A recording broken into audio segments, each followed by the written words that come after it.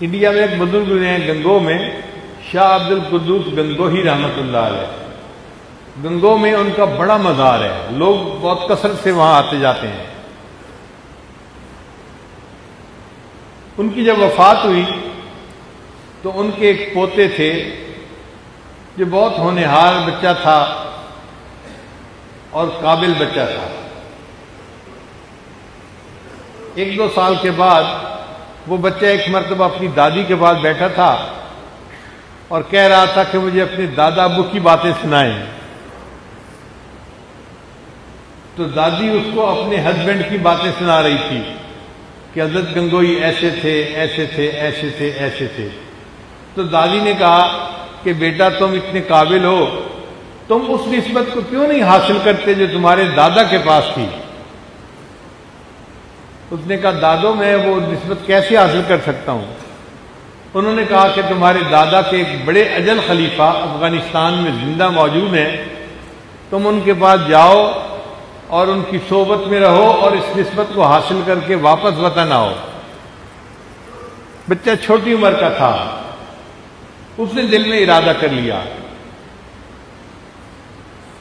10-12 سال کی عمر ہے اور بچہ گنگو سے افغانستان چل پڑا۔ اس شہر پہنچا جہاں حضرت کے خلیفہ تھے۔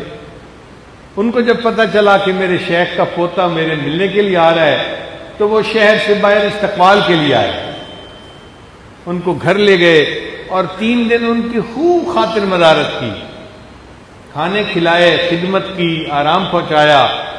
3 دن کے بعد پوچھا کہ جی آپ کا آنا کس مقصد کے لیے ہوا؟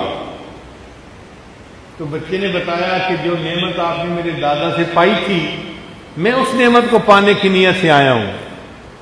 ان کا بچہ وہ نعمت کو پانے کا ایک طریقہ کار ہے، ایک پروسیس ہے، تمہیں اس پروسیس سے گزرنا پڑے گا، یوں شاہانہ طریقے سے تو تمہیں نسبت نہیں مل سکتی۔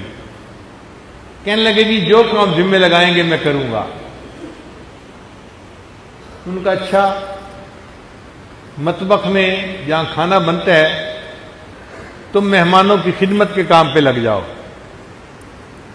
چنانچہ یہ مطبخ میں ڈیوٹی دینے لگے خدمت پہ، سارا دن مہمانوں کو کھانا کھلاتے اور خود روزے سے رہتے کہ میرا وقت جو ہے وہ اللہ کے ذکر میں گزرے۔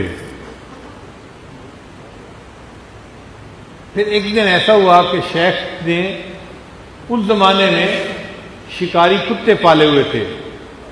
شکاری کتے پالنے کی شریعت میں اجازت ہے، قرآن مجید میں اس کا تذکرہ بھی موجود ہے۔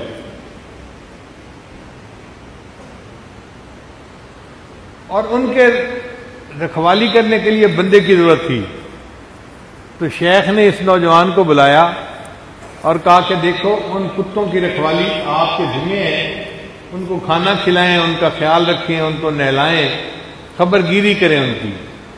اب یہ مطبخ میں بھی ڈیوٹی دیتے اور جو وقت فارغ بچتا تو جو شکاری کتے رکھے ہوئے تھے ان کی بھی خدمت کرتے۔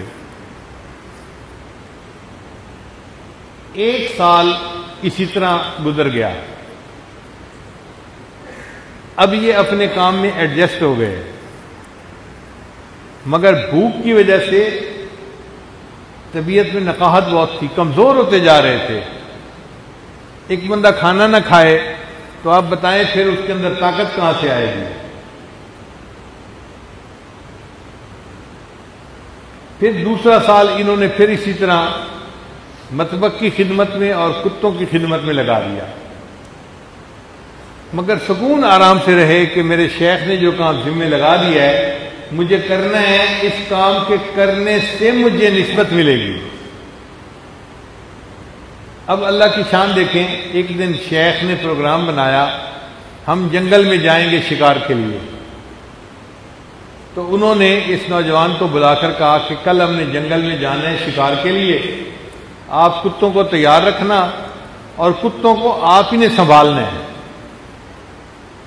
اور کتے جو تھے وہ بڑے قد کے تھے اور بڑے طاقتور تھے اور کئی تھے، ان کو پکڑ کے رکھنا ایک بندے کا کام نہیں تھا، وہ تو اس کو کھینچی کے لے جاتے۔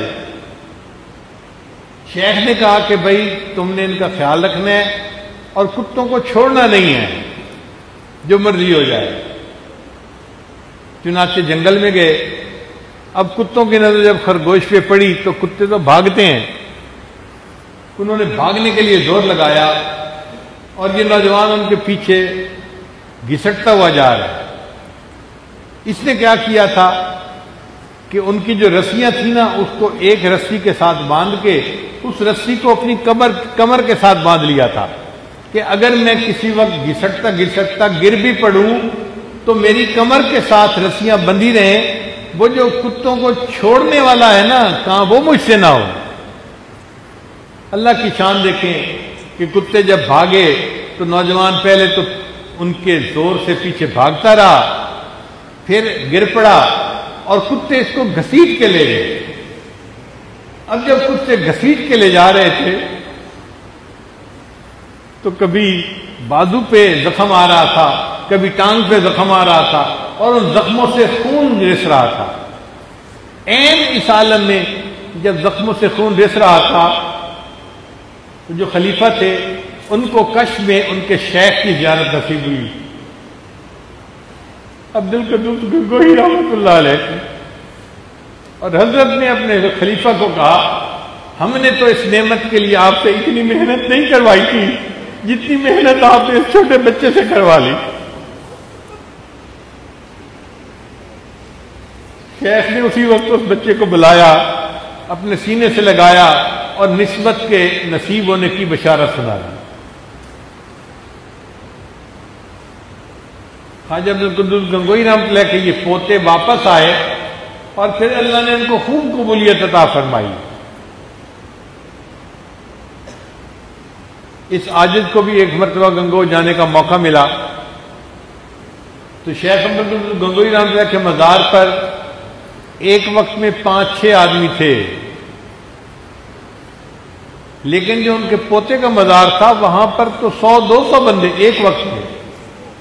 میں حیران ہو گیا, یا اللہ, چھوٹے ہیں, پوتے تھے اور ان کے مزار پہ مخلوق کا اتنا ہجوم ہے. پھر میں نے دیکھا کہ سب مسلمان نہیں, ہندو بھی بہت ہیں. اللہ کی شان. تو ایک ہندو سے میں نے پوچھا کہ آپ یہاں پہ کیوں آئے, یہ تو مسلمان بزرگ تھے. وہ مجھے کہنے لگا کہ جی ایک تو یہاں آ کے شانتی بہت ملتی ہے, شانتی کا مطلب سکون بہت ملتا ہے, اور دوسرا کہنے لگا کہ ہم یہاں آ کے جو دعا مانگتے ہیں وہ قبول ہوتی ہے, اس لیے ہمارا یہاں پر ہر وقت جو ہے وہ بھیڑ لگی رہتی ہے.